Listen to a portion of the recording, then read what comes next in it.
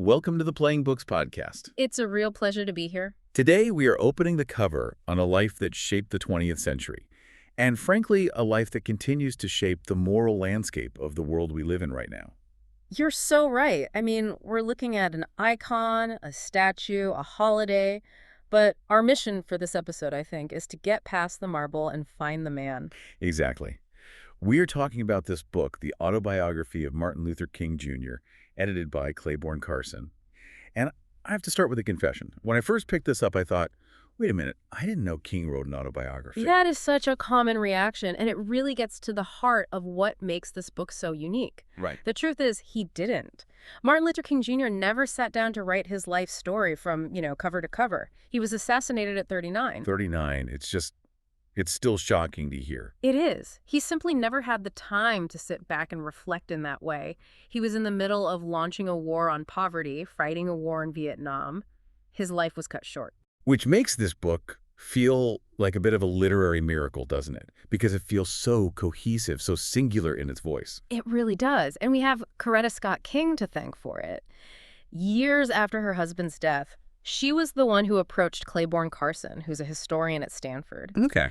And she essentially commissioned him to assemble the autobiography that King would have written. I mean, can you imagine the task? Carson had to sift through thousands of documents. Everything, right? Sermons, essays. There's unpublished manuscripts, even recordings. It was a massive undertaking. And what's incredible to me is just how seamless it is.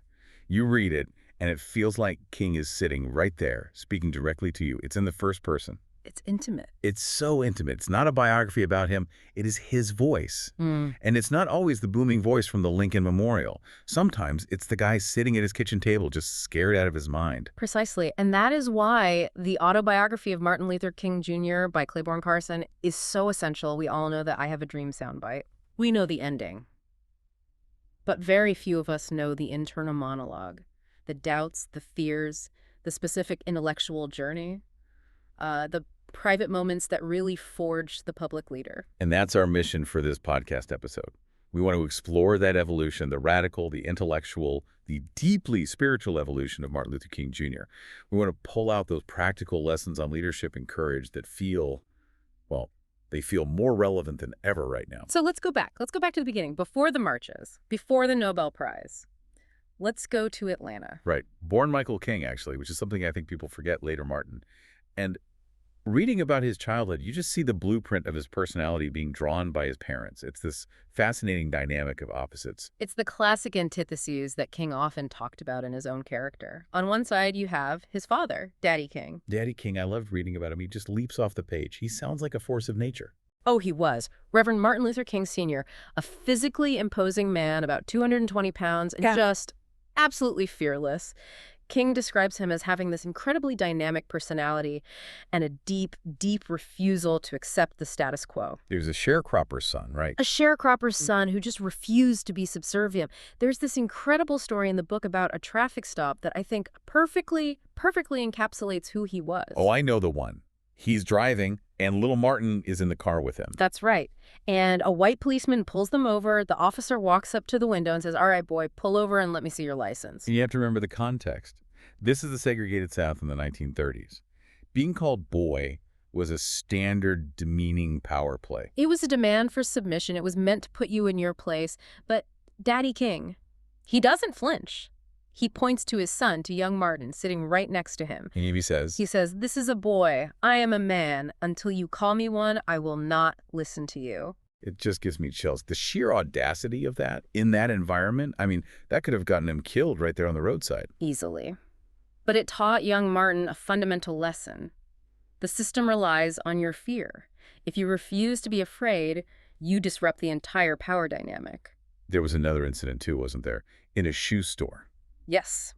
They went to buy shoes, and the clerk told them they had to move to the back of the store to the colored section to be served. And Daddy King just wasn't having it. Not at all. He said, "We'll either buy shoes sitting here or we won't buy shoes at all." And he took his son by the hand and walked out of the store. He muttered something as they were leaving, which King remembers. He did. He said, "I don't care how long I have to live with this system. I will never accept it."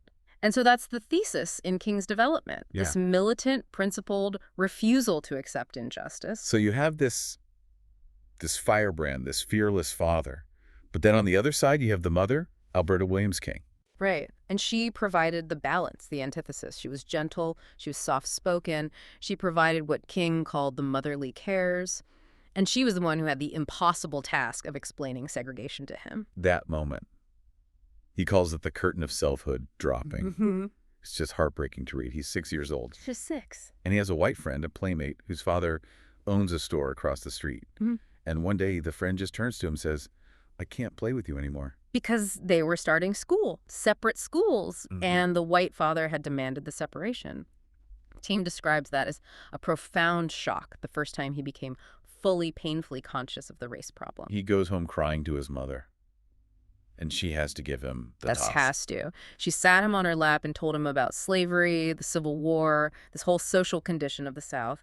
But she ended with the most important line he would ever hear. She said, "You must never feel that you are less than anybody else. You are as good as anyone." It's that tension again. You have to live in a world, a system, that screams at you every single day that you are less than, but internally you have to maintain that conviction of what he would later call somebodyness. Exactly. And that combination, the father's fire and the mother's gentle dignity, it created a man who was, in his own words, militant and moderate, idealistic and realistic. But the anger was there.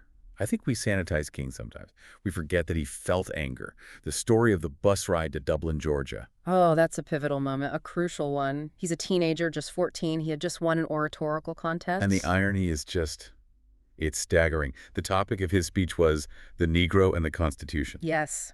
He was literally speaking about how America was failing its own legal promises.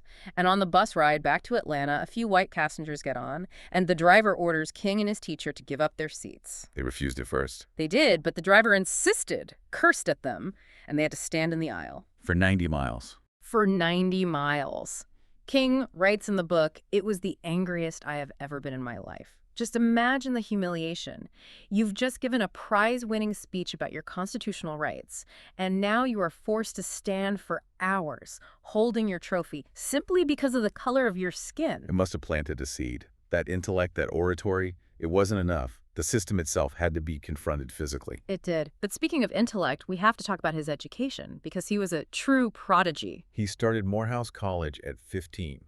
15. It's astounding. He said he was reading at an 8th grade level when he started, but advanced very quickly.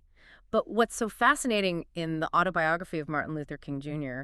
is his struggle with religion. He wasn't born a saint. He was a skeptic. I love that detail. At 13, in Sunday school, he shocked his whole class by denying the bodily resurrection of Jesus. He did. It shows he was a critical thinker from the very beginning. He wasn't just downloading dogma, he was wrestling with it. He had to find a faith that could actually withstand the brutality of the real world. So he went on what he called an intellectual odyssey. He did. At Morehouse, and then later at Crozer Seminary, he just devoured philosophy. He reads Thoreau's Civil Disobedience and becomes fascinated with this idea of refusing to cooperate with an evil system. And he read Marx. That's not something you usually hear about in the standard story of MLK. No, it's not. He read Das Kapital during his Christmas holidays. I mean, that's a pretty heavy way to spend your break. Yeah, a little different from my Christmas breaks. And his take on it was so nuanced. He rejected the materialism and the atheism of communism. He didn't believe history was just about economics. He believed in the spirit. But he appreciated the critique of capitalism. He saw, in his words, the gulf between superfluous wealth and abject poverty, and he knew the church had to have something to say about that. But the big one, the real aha moment, that was Gandhi. That was the missing piece of the puzzle. He was in Philadelphia and went to hear a sermon by Dr. Mordecai Johnson, who had just returned from a trip to India. And Johnson was preaching about Gandhi. He was. And King was so electrified by this idea of nonviolent resistance as a method for social change that he went out and bought 6 books on Gandhi immediately. He just dove in. What was it about Gandhi that finally clicked for him? Because Jesus talks about turning the other cheek. But King always felt that was, individual advice, not a political strategy. Exactly. King initially thought the love ethic of Jesus was for disputes between two people. If you and I have a fight, I should forgive you. But he couldn't see how that could work for nations or for entire racial groups. It seemed naive. It did. But Gandhi showed him that love, when it's organized as nonviolent resistance, satyagraha, or truth force, could be an incredibly powerful social tool. It wasn't weak or passive, it was strong, it was active, it disrupts the oppressor's moral universe. So he takes the love ethic of Jesus Mm-hmm. and he combines it with the method of Gandhi. Yes. And then he adds a dose of Reinhold Niebuhr's realism to the mix. Niebuhr taught him about the reality of sin and collective evil, that power never concedes anything without a struggle. So he moved away from what he called a superficial optimism to a more tough-minded, realistic hope. So he's armed, he's got the philosophy, he's got the education. He meets Coretta Scott in Boston. Who he describes as having a lively spirit and an air of repose, which What a combination. That sounds like a perfect match for him. it really does. But then he has to make a choice. He's got his PhD, he could have stayed in the North, he could have been a professor, lived a comfortable life. But he didn't. He felt a profound moral obligation to return to the South. He chose Montgomery, Alabama, and took a position at Dexter Avenue Baptist Church. And he thought, he'd just be a pastor. Finish his dissertation, maybe start some gradual reforms. He had no idea history was about to come knocking on his door, loudly. December 1st, 1955. Rosa Parks. And again, the book does such a great job of clarifying the history here. It wasn't just one tired woman who spontaneously decided not to get up. No, she was an activist. This was planned. She was, and the community was ready. As King put it, this wasn't the story of one person. It was the chronicle of 50,000 Negroes who were tired. They were ready to act. And they needed a leader for the Montgomery Improvement Association. And they chose King. Why him? Largely because he was new in town. He was only 26. He hadn't been there long enough to make any enemies or get entangled in the local church politics and factionalism. So he was kind of a blank slate. In a way, yes. He was unexpectedly catapulted into leadership. And this leads to one of the most powerful, if not the most powerful, scenes in the entire book, what he calls the kitchen table moment. If you only take one thing away from our discussion today, it has to be this story. It's the core of his spiritual journey. The boycott had started. The white establishment was furious. King was getting 30 to 40 hate letters and death threats every single day. And it's late one night, Coretta's asleep, the phone rings, it's around midnight. And it's a voice on the other end, just pure hate. Snarling at him. Nigger, we are tired of you and your mess now. And if you aren't out of this town in 3 days, we're going to blow your brains out and blow up your house. I just can't even imagine the terror. He had a wife and a new baby, Yolanda, Yoki, in the house. He hangs up the phone, and he can't sleep. He gets up, goes to the kitchen, makes a pot of coffee, but he can't even drink it. He's just sitting there, pacing the floor, staring at this cold cup of coffee, and he feels his courage just dissolving. And he can't call anyone? No. He realized he couldn't call his father. Daddy King would just get worried and tell him to come home. He was utterly, completely alone. So he prays. He bows his head right there at his kitchen table. And he just talks to God. He says, Lord, I'm down here trying to do what's right, but Lord, I must confess that I'm weak now. I'm faltering. I'm losing my courage. And that's when it happened. He writes that he heard an inner voice, a voice as clear as if someone was speaking to him right there in the room. And the voice said, stand up for righteousness, stand up for justice, stand up for truth, and lo, I will be with you, even until the end of the world. Wow. And he said in that moment, his fear just dissipated, his uncertainty was gone, he was ready for whatever came next. And the test came almost immediately. His house was bombed. Just a few nights later, he was at a mass meeting leading the boycott. Coretta and the baby were inside the house when a bomb went off on the front porch. They were okay, right? Thankfully, yes, physically unharmed. But when King got home, the scene was chaos. There was an angry mob of black men outside his house, armed with guns, knives, broken bottles. They were ready to fight the police, to fight the white people who had gathered to watch. This was the moment. This was the moment where the entire movement could have turned violent. Could have been a bloodbath. It absolutely could have been. The whole principle of nonviolence was on a knife's edge. But King, he stood on his shattered front porch. And he calmed the crowd. He held up his hand for silence, and he told them to put away their weapons. He said we must meet hate with love.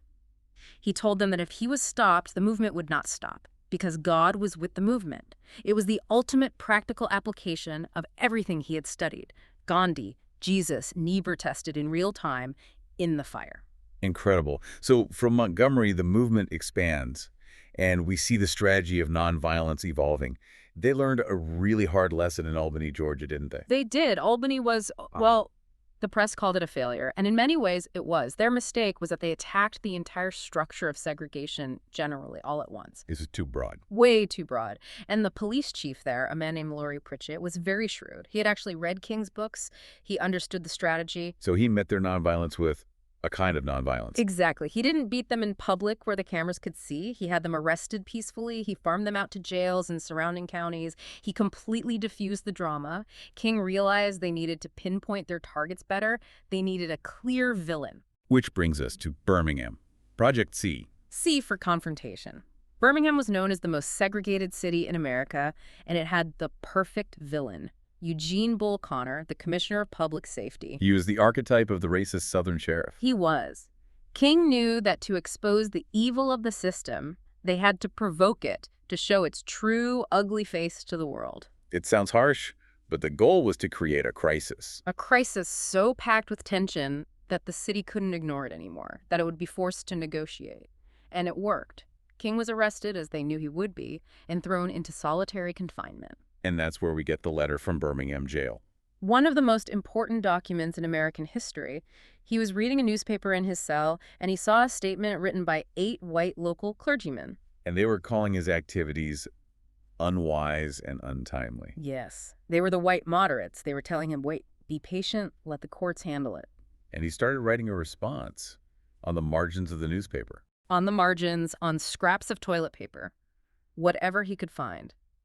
And in it, he just masterfully dismantles the argument of the white moderate, who he says is more devoted to order than to justice. He talks about the myth of time. Right. The idea that time itself will cure all ills. King argues that time is neutral. It can be used constructively or destructively. He says, human progress never rolls in on wheels of inevitability. And he gives us this crystal clear definition of an unjust law. A code that a numerical majority compels a minority group to obey, but does not make binding on itself. It is, he says, difference made legal. Just brilliant. But the real breakthrough in Birmingham, the thing that broke the city's will, wasn't just the letter. It was the Children's Crusade.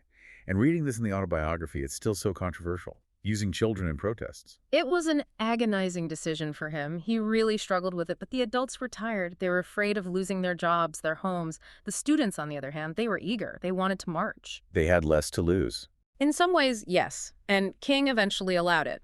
And when Bull Connor turned the high-pressure fire hoses and the police dogs on those children, those images went around the world. And that changed everything. It did. There's a fascinating note in the book about the shifting attitudes in Birmingham.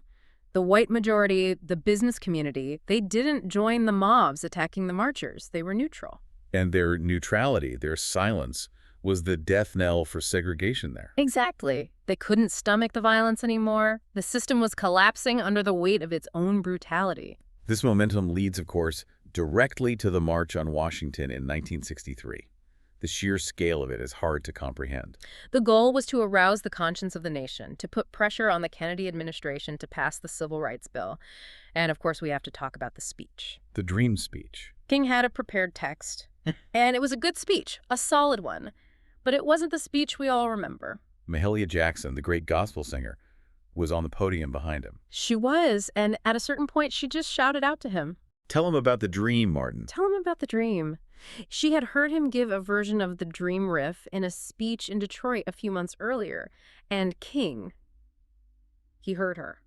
He pushed his written notes aside. And he improvised. He improvised the entire I Have a Dream section. The most famous and influential speech of the 20th century was largely improvised in the moment. That is just incredible. It shows his genius as an orator, that he could feel the energy of the crowd and just pull from that collective hope. He could. He started with that powerful metaphor of the bad check, that America had signed a promissory note of freedom to all its citizens, but for the Negro, that check had come back marked insufficient funds. But the euphoria of that day, it didn't last. No.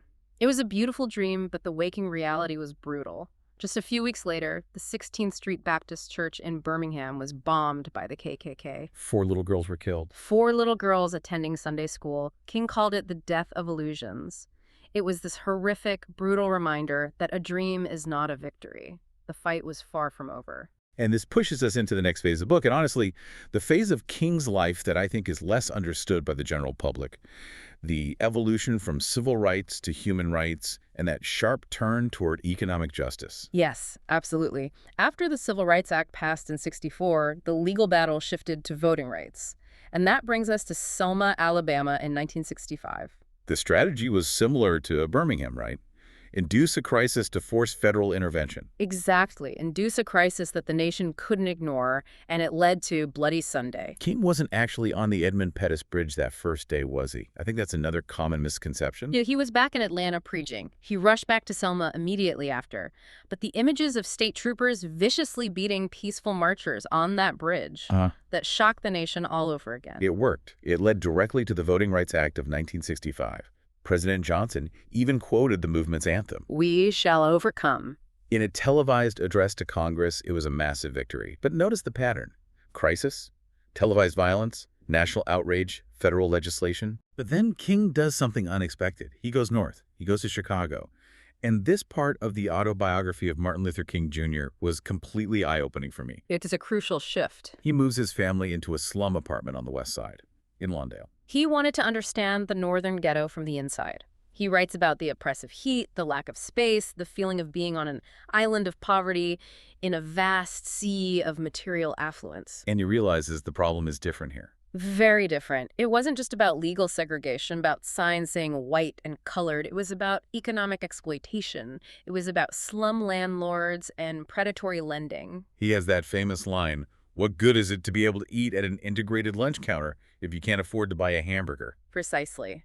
And the reception he got in the North was brutal. I think we have this idea that racism was purely a Southern problem, but King noted that the hatred he saw in the eyes of the white mobs in Chicago who were throwing rocks and bottles at him was even more hostile and violent than what he'd seen in Mississippi or Alabama. That is a staggering statement to make. It is. And it revealed to him that racism wasn't just about Jim Crow laws. It was deeply, systemically embedded in the economic and housing structures of the entire country. And this is where King really starts to radicalize. He begins to see that you can't just fix the laws, you have to fundamentally challenge the system itself. And this creates new tensions, even within the movement. You have the rise of the Black Power slogan, Stokely Carmichael. And King's dialogue with the Black Power movement is so fascinating and complex. He understood the psychological need for it. He completely agreed that Black people needed to build somebodyness and political and economic power. But he rejected the slogan. He rejected the separatism that it sometimes implied, and he certainly rejected any turn towards violence. He had this brilliant formulation. He argued that power without love is reckless and abusive, and love without power is sentimental and anemic. He wanted power infused with love and justice. But the biggest pivot, the one that truly cost him his mainstream support, was his stance on the Vietnam War. This was his existential moment, as he called it. For a long time, King was under immense pressure to stay silent on the war. From his own allies. Yes. His advisors, other civil rights leaders, allies in the Johnson administration, they all told him, focus on civil rights. If you oppose the war, you'll lose the president's ear. You'll lose your funding. It was a transactional silence they were asking for. But he couldn't maintain it. He couldn't. He describes reading an article in a magazine with pictures of Vietnamese children burned by napalm, and he said to himself, never again will I be silent about an issue that is destroying the soul of our nation. So in 1967, at Riverside Church in New York, he delivered the Beyond Vietnam speech. A profoundly radical speech. He didn't just condemn the war. He connected it to problems at home. He called out what he named the giant triplets of evil: racism, extreme materialism, and militarism. And the backlash was immediate and severe. It was devastating. The media completely turned on him. The New York Times, the Washington Post, they all published editorials denouncing him. Other Black leaders criticized him. Donations to his organization, the SCLC, plummeted. He was practically isolated. But his response was simple. Conscience asks the question, is it right? He refused to segregate his moral concern. He couldn't preach nonviolence in the streets of Chicago, while his own government was, in his words, the greatest purveyor of violence in the world today in Vietnam. This moral consistency leads him to his final and perhaps most ambitious crusade, the Poor People's Campaign. This was the most dangerous phase of his life, politically speaking. He was organizing a massive multiracial coalition Poor whites from Appalachia, blacks from the Mississippi Delta, Hispanics, Native To Americans, march on Washington. and to stay there, to engage in massive civil disobedience, to demand an economic Bill of Rights. He had moved from race to class. He was now challenging the fundamental capitalist structure of the country. He was a threat to the entire economic order. And that brings us to Memphis in the spring of 1968. He was there for the sanitation strike. That's right. He detoured to Memphis to support striking black garbage collectors.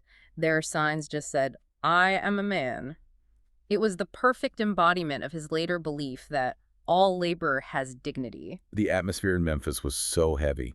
You can feel it when you read this part of the book. He was exhausted. He was depressed. One of the earlier marches had turned violent. He was feeling the weight of the world. And then April 3rd, 1968, he's at the Mason Temple. There was a thunderstorm raging outside. He wasn't even feeling well. He almost didn't go to the meeting that night. But Ralph Abernathy convinced him to come and just say a few words. He got up to speak. Yeah. And he gave the mountaintop speech. It's just eerie to read it now. He talks about death so openly, so realistically. Not morbidly, but just as a fact. He says, like anybody, I would like to live a long life. Longevity has its place, but I'm not concerned about that now. And then the famous lines. I've been to the mountaintop, and I've seen the promised land. I may not get there with you, but I want you to know tonight that we, as a people, will get to the promised land. He was seemingly predicting his own death the night before it happened. And he had also, just a few weeks earlier, dictated his own eulogy in a sermon called The Drum Major Instinct. Yes. He said, if you're around when I have to meet my day, don't make it a long funeral. Don't mention my Nobel Prize or all the awards. He wanted to be remembered for something else. He wanted to be remembered as someone who tried to give his life serving others, who tried to feed the hungry, clothe the naked, who tried to love somebody. Just that. Tell them I was a drum major for justice. And then, the next day, April 4th, 1968, the shot fired on the balcony of the Lorraine Motel. Carson includes such a poignant note at the end of the autobiography. He references that first assassination attempt on King years earlier in Harlem. A mentally unstable woman stabbed him with a steel letter opener. And the blade was right next to his aorta. So close that the doctor told him afterward, if he had so much as sneezed, he would have died. If I had sneezed. King used that line in a sermon later. He said, if I had sneezed, I wouldn't have been around for the sit-ins. If I had sneezed, I wouldn't have been in Birmingham. It's a breathtaking reminder of the fragility of history and how much rested on this one man's survival right up to that final moment. So as we close the book on this conversation, what does it all mean? We've seen the man, the doubts, the anger, the evolution. What is the significance of seeing King this way? I think the biggest takeaway is that King wasn't born a marble statue. He was a man who grew. He didn't start with all the answers. He wrestled with his faith. He wrestled with strategy. He made mistakes. He evolved from a Southern reformer into a radical voice for global human rights and economic justice. And this book, The Autobiography of Martin Luther King Jr. by Claiborne Carson, is a testament to the power of one person aligning their life with truth, even when it costs you literally everything. Absolutely. And the lessons for us today are so profound. First, that idea of the interrelatedness of life. King famously said, we are caught in an inescapable network of mutuality, tied in a single garment of destiny. What affects one directly affects all indirectly. That has never been more true. And the idea of constructive tension, that's something that really sticks with me. Yes. We're so often afraid of tension and conflict. King taught us not to fear tension if it's creative tension that leads to justice. He said true peace isn't just the absence of tension, it's the presence of justice. And finally, the ultimate measure of a man. The ultimate measure of a man is not where he stands in moments of comfort and convenience, but where he stands at times of challenge and controversy. That is the challenge he leaves for every single one of us. And that is the challenge I want to leave you, the listener, with today. Don't just let this be another podcast you listen to. Let the ideas in the autobiography of Martin Luther King Jr. enhance your own life. Find your own kitchen table moment of courage. Ask yourself that hard question. What is your Project C? What injustice are you tolerating in your community, in your life, that needs a nonviolent confrontation? Where are you being a moderate when the moment calls for you to be an extremist for love? We have barely scratched the surface of the wisdom in this incredible book. I explicitly challenge you. Purchase the autobiography of Martin Luther King Jr. by Claiborne Carson. Read the full text. Read the sermons like The Drum Major Instinct and Beyond Vietnam. in their entirety. And engage with the history. Follow the work of the King Institute at Stanford, run by Claiborne Carson. Follow the work of the King Center. Keep this vital conversation going. Thank you so much for giving us your time and your attention today. If you found value in this, please follow, subscribe, and share the Playing Books podcast. It really helps us continue these journeys. We'll see you on the next one. Thank you, and keep moving forward.